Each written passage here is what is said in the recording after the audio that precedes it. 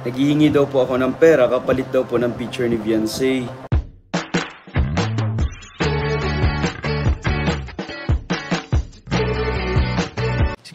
Si Kuya Jens, ano yun, reactor natin yan. Official reactor. Hello mga kalingap! Welcome back sa aking YouTube channel, This Kuya Jens. So kung bago ka lang sa aking YouTube channel, huwag niyo pong kalimutang mag-subscribe at click the bell button para lagi po kayong updated sa ating mga bago-upload na video. At huwag po natin kalimutan suportahan ng Team Kalingap sa panguna ni Kuya Val Santos Matubang, Ate Edna Vlog at syempre Kalingap Rob. At pakisuportahan din po ang aking mga kasamahan sa Team Kalingap. Nandyan po ang K-Boys, Kalingap Partner, Kalingap Reactor, at lahat po ng charity vloggers sa buong Pilipinas sa tumutulong sa mga kabayan natin na lahat may hirap. Suportahan po natin lahat, guys. So, ito mga Kalingap, grabe po. Sunod-sunod po mga Kalingap ang mga pag-atake sa ating mga kaibigan at kasamahan po sa K-Boys.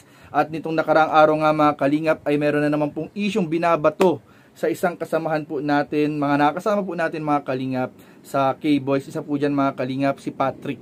Kung pamilyar po kayo kay Patrick mga Kalingap, tumutulong po siya sa pag-scout, sumasama-sama rin po siya mga Kalingap sa ilang mga serye po ni Kalingap Rob sa mga love team.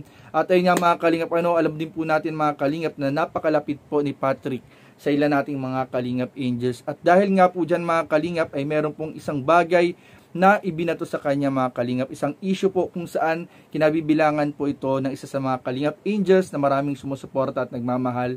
Walang iba kundi po si Beyonce mga Kalingap. So ano nga ba mga Kalingap ang buong detalye? Ano nga ba ang nangyari, saan nagsimula at bakit nagkaganito ang sitwasyon mga Kalingap? So tara, panoorin po muna natin ang video sa live po ni Patrick at mamaya po pag-usapan po natin at himayin po natin in 5, 4, 3, 2. So ito na nga po ang issue.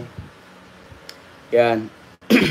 May nakarating po kasi sa akin na ako daw po ay naghihingi po ng naghihingi daw po ako ng pera kapalit daw po ng picture ni Beyonce. Yan. Yan daw po. Wait lang. Hanapin ko lang po yung sinend po sa akin.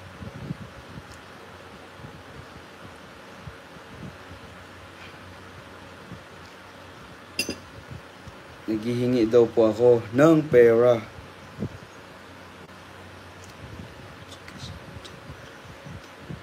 Sabi po kasi dito nung nakachat ko, basahin ko na lang po sa inyo. Lapag mo lang Gcash mo dyan para anytime, mapasahan ko kayo Gcash kahit pang snack nyo lang. Pero wag na magsalita pag binigyan. So natuwa po ako, sabi ko salamat po. Tapos sabi ko din, actually po, gutom na po kami. Gutom na po talaga kami nun kasi kakatapos lang po ng mas namin talaga.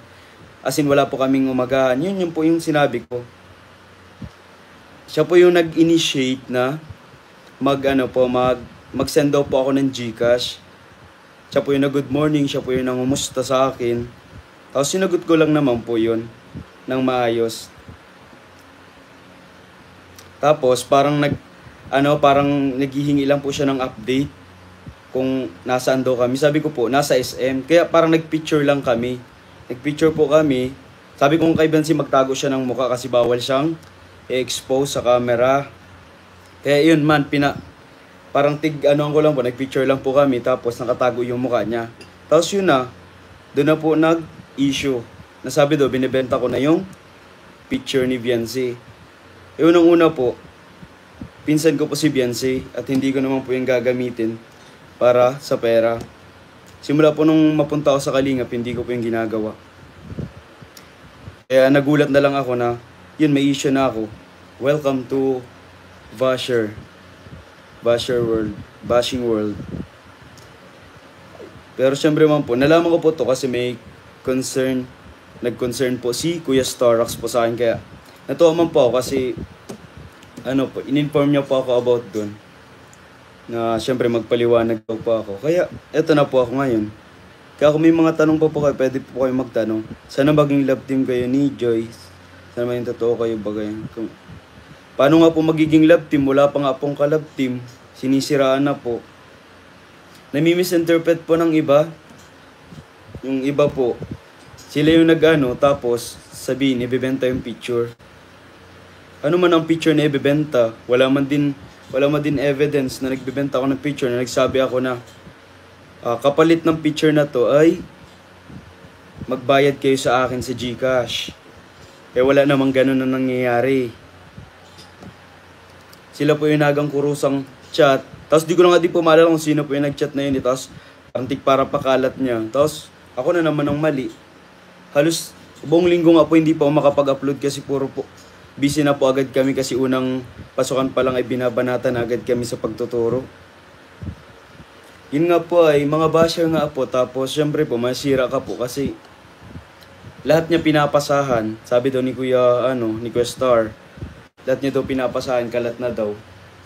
So wala man po akong magagawa. Sabi ko nga po kay Kuya, pabayaan na lang po kasi wala man po tayo dyan magagawa. Kasi nasa mundo po tayo ng social media. So kailangan po talagang yun. Lalo na hindi ko man din kilala po yung nagang pakalat.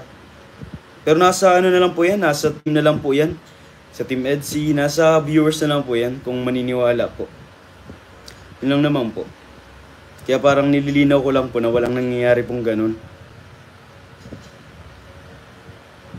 May tiwala naman kami sa iyo, kaya sana wag laging bigyan ng mga issue musta na ang EDSI. Okay naman po, suot man po ni Viancy yung singsing. So ang isa pa po kasing kinakaano ko is, sila po yung nagantsara, tapos sila yung nagang sila yung nagang tanong, tapos sinasagot ko lang naman.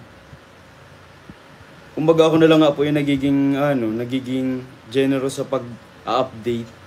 Kahit halos hectic na po yung schedule namin. Pero, yun, ikaw pa din ang magiging mali. Kaya nga po, ang natutunan ko po dun, ang lesson na na-realize ko po dun is, wag na siguro po ako makipag-chat or makipag-chat sa mga fans, kahit kaninong fans po. Especially sa EDSI po kasi parang ginagawa po kasi ng mga basher, di ko alam kung EDSI ba talaga yun, kung Team EDSI ba talaga yun, kasi parang ang pinaka point of view niya is parang palayuin ako kila Viancy. Ba't baga sila nag-worry? Si Viancy naman is, pinsan ko naman yun. Malapit na parang kapatid ko na siyang tinuturing, tapos parang ganun yung ini-issue sa akin. Parang maliman po ba yun?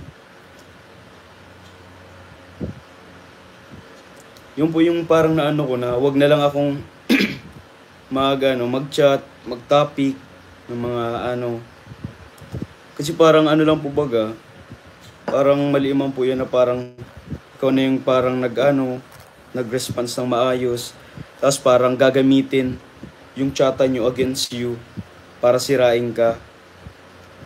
Tapos ipapakalat na parang ganto kang tao, na parang ikaw na tao ka, manggagamit ka. Yan. Ngayon lang po nga ako nagka-issue ng ganito, hindi naman pa ako nagkaka-issue ng ganyan.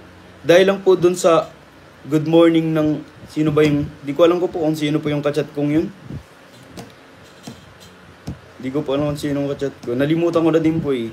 Kasi lang po siya, tapos parang naging lang siya ng update. Tapos siya po yung nag-volunteer na bigay daw po siyang GCash. Kaya, yan, lang po talaga, nakaka-stress lang din. Kung sanay man na din po sa basher kasi lagi man na din po ang binabash. Nasanay na lang din, pero syempre pa din po yung pangalan. Kaya kahit paano po nililiwanag ko lang po para po dun sa mga fans ng EDSI. So ayun mga kalingap, at maliwanag po yung paliwanag ni Patrick dung side po niya dun sa nangyaring pambabatikos po sa kanya na pinapakalat po sa pamagitan po ng screenshot, ng messages, na inakusahan po si Patrick na di umano ay naghihingi ng pera kapalit ng pictures ni Viancy. Na yan po mga kalingap ay nilinaw po ni Patrick na walang katotohanan. Grabe po, ako po naawa po ako personal kay Patrick, kasi si Patrick po dito mga kalingap ay biktima ng mga kumakalat na fake news.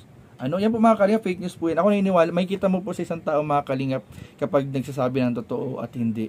Doon po sa itsura pa lang po ni Patrick mga kalingap, the way na magsalita, ay kitang-kita po natin na genuine po at totoo yung kanyang pagpapaliwanag. Makikita po natin na, ayun nga po parang makikita po natin sa kanyang pagsisisi kasi may moral lesson po may moral lesson po na ayun sabi niya kanina na dapat pala hindi pala nakikipag-communicate kung kani-kanino. At actually, may moral lesson po siyang nakuha. Kasi, sabi nga natin, hindi natin kakilala yung lahat ng nakakausap natin sa social media, sa chat, hindi natin nakakausap kung ano yung mga agenda ng mga yan. Baka may mga tinatagong agenda yan, baka nire-record na yung conversation, ini-screenshot na yung mga conversation, so dapat talaga ay nag-iingat. So, gumawa ako ng breakdown yung mga paliwanag po ni Patrick kanina.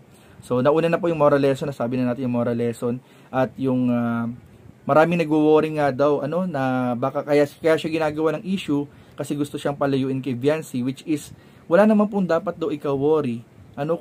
Kasi pinsan po niya, si Viancy.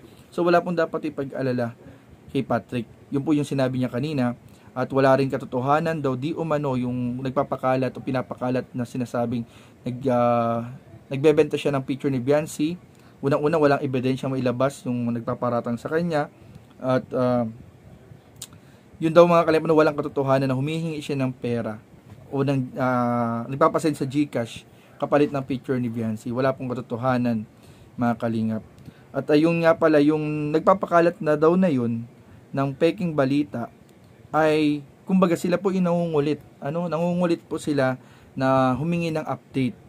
So siguro, sa sobrang excitement at baguhan pa lang din sa social media, ay napa-update naman po itong si Patrick. Pero maganda dito, ginawa naman daw ni Patrick ay kahit nagpicture siya, aminado siyang nagpicture sila nung time na nasa SM sila or mall, ay pinatago po niya si Viancy ng muka dahil alam po nila yung rules na bawal pong ma-expose yung ating mga Kalingap Angels at beneficiary. So naawa nga tayo dito kay Patrick kasi nagsisimula pa lang din yung journey niya, yung career niya sa pagbablog, sa channel niya, ay binabatot agad ng fake news at paninira. Binabash po agad.